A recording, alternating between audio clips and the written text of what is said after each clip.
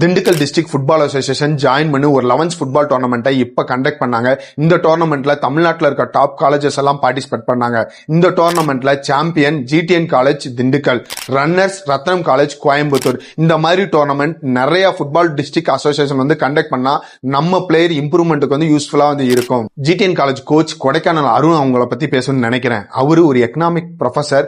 அவரு சின்ன வயசுல ஒரு ஃபுட்பால் பிளேயரா இருந்திருக்காரு. அவரால் பெரிய பிளேயர் ஆக முடியாதனால இப்ப இருக்க பிளேயர்ஸை என்கரேஜ் பண்ணுங்கிறதுக்காக பாத்தீங்கன்னா லாஸ்ட் 5 இயர்ஸா ஜிடிஎன் காலேஜ்ல ஸ்போர்ட்ஸ் கோட்டா கொண்டு வந்திருக்காரு. அது மூலமா நிறைய பிளேயர்ஸ் வந்து என்கரேஜ்மெண்ட் வந்து பண்றாரு.